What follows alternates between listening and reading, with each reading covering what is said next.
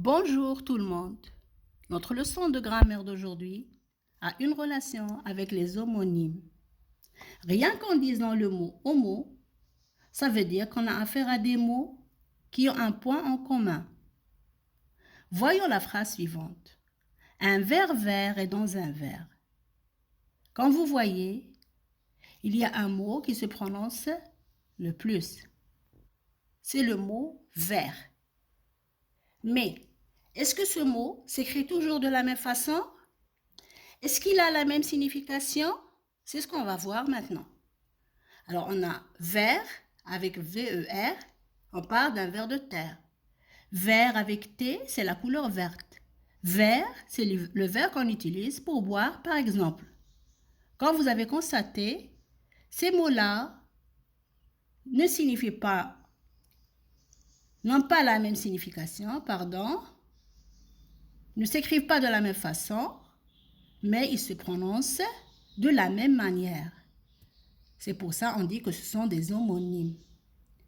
Puisque ces mots-là ont une relation avec le lexique, on va dire que ce sont des homonymes lexicaux.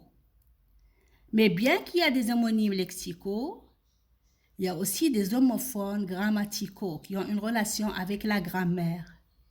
Et c'est ce qu'on va voir aujourd'hui.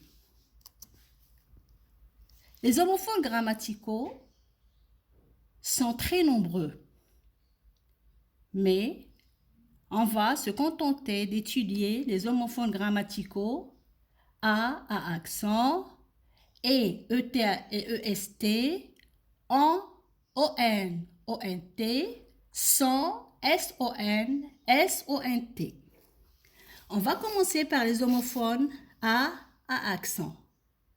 Quand vous voyez, les mots s'écrivent d'une façon différente. Ils n'ont pas la même signification grammaticale, mais ils se prononcent de la même façon. C'est pour ça qu'on dit que ce sont des homophones.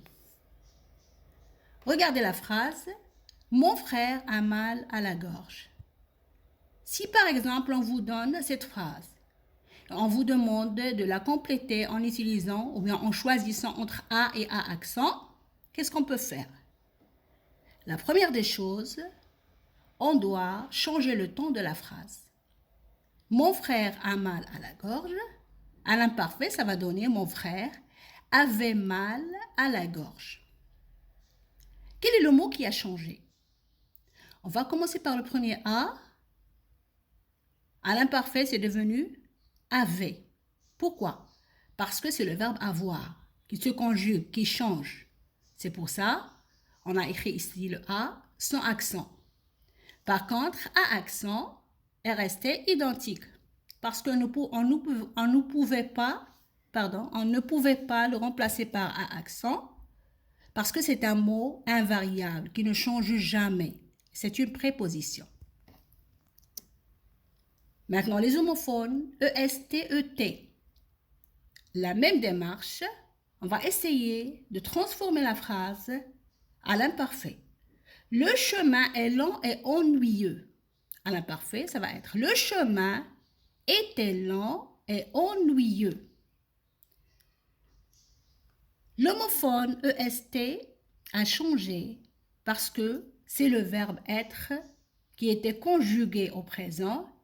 Il s'est transformé à l'imparfait. Alors, c'est le verbe. ET n'a pas changé parce que c'est la conjonction de coordination qui a relié les deux adjectifs lent et ennuyeux. On peut la remplacer aussi par et aussi. On peut dire lent et aussi ennuyeux. À chaque fois que vous avez ET, sachez très bien que c'est une conjonction de coordination qui sert à relier les mots ou les phrases entre elles. Le troisième homophone, c'est en, ONT. La phrase, on dit que les petits n'ont pas le droit de toucher au feu. Si on transforme la phrase à l'imparfait, on va dire, il dit que les petits n'avaient pas le droit de toucher au feu. Là, on a transformé en On a repris par un pronom personnel de la troisième personne du singulier. Par contre, ici, non, c'est devenu n'avait. Parce que c'est le verbe qui était conjugué au présent. Une fois qu'on l'a transformé à l'imparfait, ça a donné n'avait.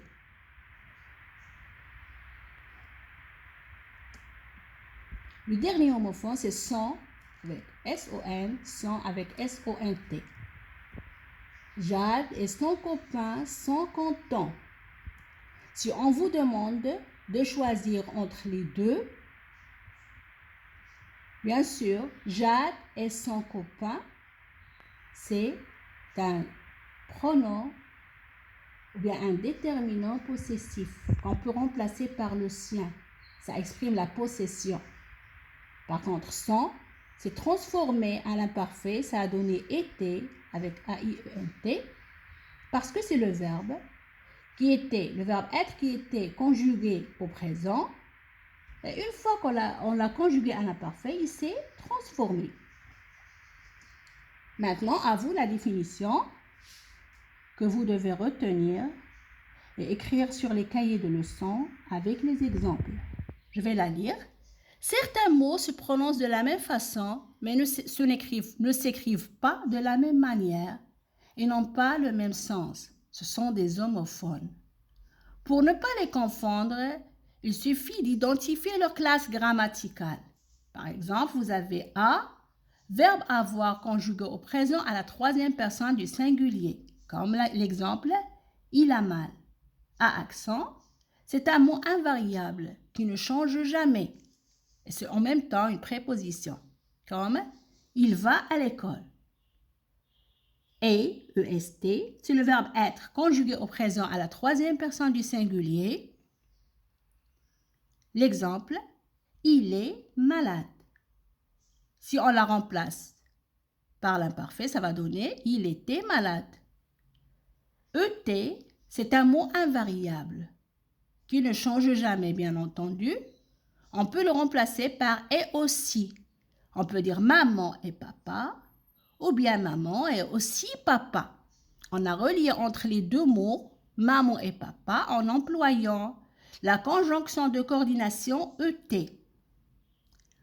En avec ON, c'est un pronom personnel qu'on peut remplacer en employant la troisième personne du singulier il, comme on a de la chance.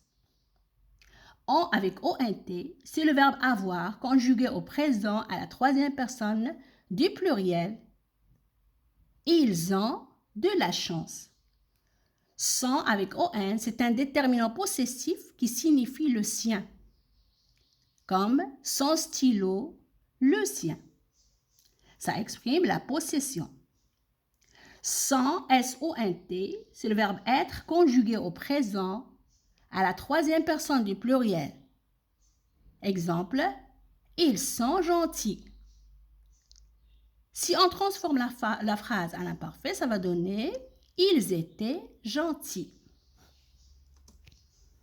Maintenant, à vous l'exercice d'application. C'est exercice 5, page 211. Merci et à bientôt.